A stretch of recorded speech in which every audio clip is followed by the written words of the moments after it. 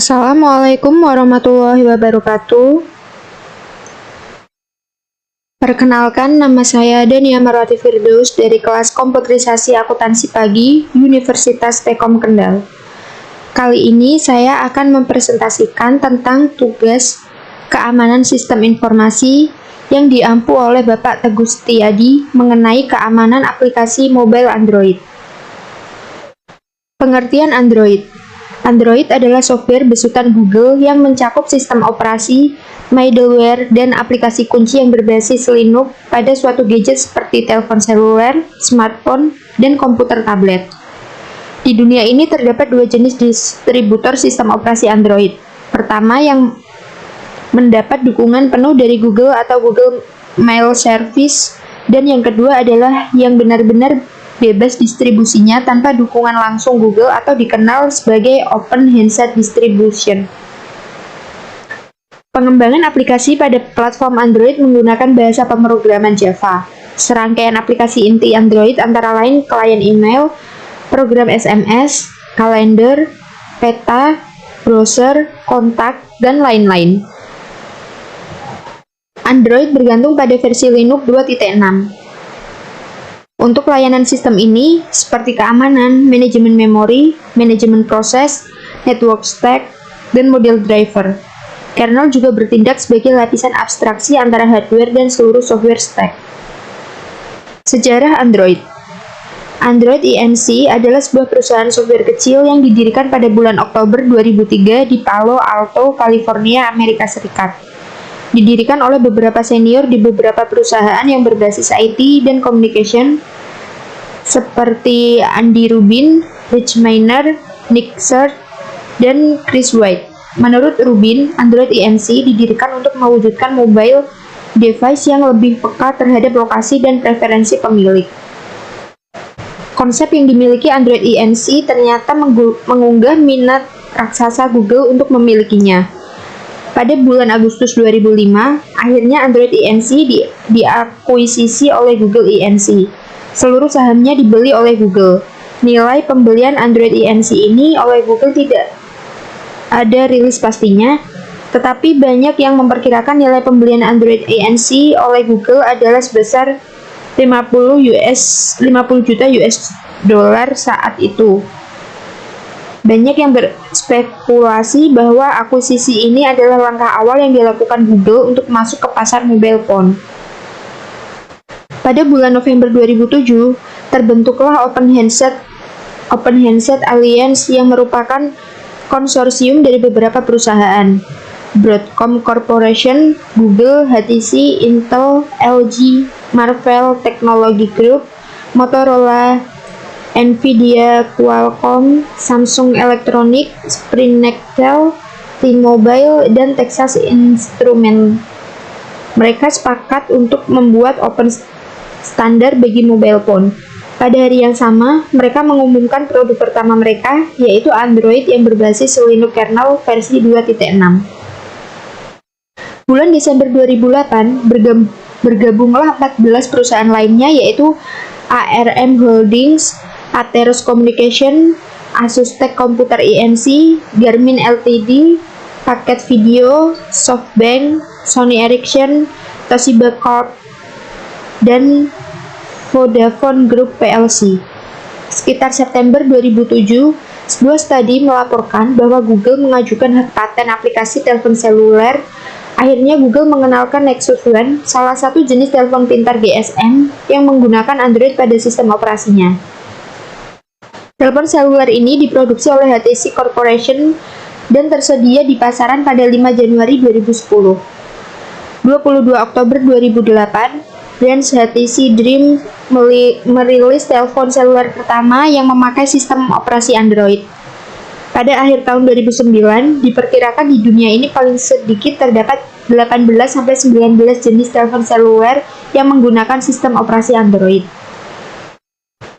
Pada 9 Desember 2008, diumumkan anggota baru yang bergabung dalam program kerja Android ARM Holdings. Atheros Communication diproduksi oleh Asus Tech Computer Inc., Garmin Ltd., SoftBank, Sony Ericsson, Toshiba Corp, dan Vodafone Group plc. Untuk logo Android itu sendiri berasal dari sebuah game arcade di era tahun 90-an yang berjudul Gauntlet: The Third Encounter Arcade. Game ini hanya bertahan sebentar saja dan setelah itu menghilang. Dalam Gauntlet ada beberapa karakter yang salah satunya bernama Android. Jika karakter lain berbentuk manusia, maka Android ini berbentuk makhluk aneh yang bisa saja disebut robot. Namun, salah satu tokoh robot abu-abu yang memiliki dua antena bernama Android ini akhirnya menjadi maskot yang sangat dikenal di seluruh dunia sebagai sistem operasi Android. Untuk tulisan Android itu sendiri menggunakan font Android Norad dibuat oleh Askander Corporation. Perkembangan Android. Sejak pertama kali muncul 8 tahun silam sampai saat ini, Android telah banyak mengalami perubahan yang sangat pesat. Hal tersebut terbukti dari diluncurkannya versi-versi Android dengan fitur-fitur yang semakin lengkap dan memuaskan para penggunanya. Kabar terbaru mengenai Android yaitu telah resminya peluncuran fitur BlackBerry Messenger atau yang selama ini lebih dikenal dengan sebutan BBM. Munculnya fitur BBM hanya tersedia pada BlackBerry saja. Namun, pada tanggal 21 September 2013, Android juga telah mengeluarkan fitur yang sama seperti itu. Hal ini masih menjadi pertanyaan banyak pihak karena banyaknya masalah yang muncul. Akan tetapi saat ini realitanya Android telah menjadi sistem program nomor 1 di dunia. Dan para pecinta Android dengan setianya selalu menunggu munculnya berbagai versi-versi terbaru dari Android. Faktor-faktor yang mempengaruhi perkembangan Android. Yang pertama, setiap versi bertambah baik dengan upgrade rutin yang dilakukan. Setiap versi Android dijamin semakin baik performa maupun fiturnya. Versi terbaru yakni Android KitKat 4.4 menjanjikan penambahan kualitas yang signifikan. Yang kedua, smartphone Android memang bagus. Kesuksesan Android tidak lepas dari smartphone pengusung sistem operasi ini yang memiliki bermacam fitur canggih. Yang ketiga, menguasai pasar bisnis. Pada awalnya, Google seakan terkesan membiarkan BlackBerry dari RIM menguasai pasar enterprise. Yang keempat, menandingi produk dari Apple dengan hanya memasarkan iPhone 3GS dan iPhone 4. Apple semakin kelabakan melawan Android. 5. Memanfaatkan celah pasar Microsoft dengan baik. Peruntungan di Microsoft di ranah sistem operasi mobil kurang baik belakangan ini. Yang keenam, dukungan vendor kelas atas. Dukungan penuh vendor kelas atas amat membantu melonjakkan popularitas Android. Yang ketujuh, reputasi baik merek Google. Reputasi merek Google yang hebat membuat para konsumen tidak meragukan Android.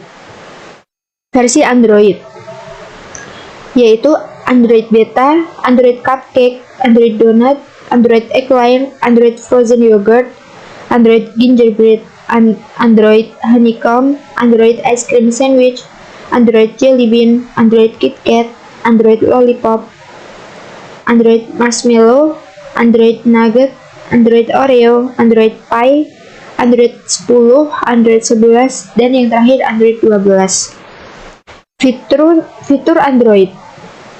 Yang pertama, messaging atau pesan, connectivity atau konektivitas, handset layout, web server, storage atau penyimpanan, lock screen dengan face detection, merekam video sekaligus foto, speak your words, advanced call option, mengambil screenshot, melakukan multitasking, menghubungi rekan hanya dengan menggeser layar, melacak penggunaan data, widget yang mudah diatur, cuaca hari ini pada layar, dan yang terakhir keyboard layouts dalam berbagai bahasa. Kelebihan Android. Yang pertama, Android bersifat open source sehingga mudah untuk para developer mengembangkannya. Yang kedua, multiple device. Yang ketiga, widget pada Android memiliki fungsi yang krusial. Yang keempat, multitasking. Yang kelima, kemudahan dalam notifikasi. Yang keenam, tersedianya Android Market. Yang ketujuh, fleksibel. Yang kedelapan, memberikan pilihan untuk memilih hardware yang digunakan. Yang kesembilan, akses mudah terhadap ribuan aplikasi Android lewat Play Store. Yang kesepuluh, stabil dan tidak mudah error. Yang ke-11, harga yang relatif murah. Dan yang ke-12, merupakan realisasi cloud computing. Kelemahan Android. Yang pertama, kurang nyaman apabila digunakan untuk telepon. Yang kedua, harus terkoneksi internet. Yang ketiga, membingungkan ketika pertama kali digunakan. Yang keempat, tidak terdapat Microsoft Office. Dan yang kelima, penggunaan baterai yang terbilang boros sehingga harus sering mengisi kembali baterainya. Fitur keamanan Android. Fitur inti untuk keamanan Android yaitu yang pertama ada sandbox aplikasi Android yang memisahkan data aplikasi dan eksekusi kode dari aplikasi lainnya. Yang kedua, framework aplikasi dengan implementasi fungsionalitas keamanan umum yang canggih seperti kriptografi, izin, dan IPC aman. Yang ketiga, teknologi seperti ASLR, NX, Propolis, SafeIOP, OpenBSD, DLLM,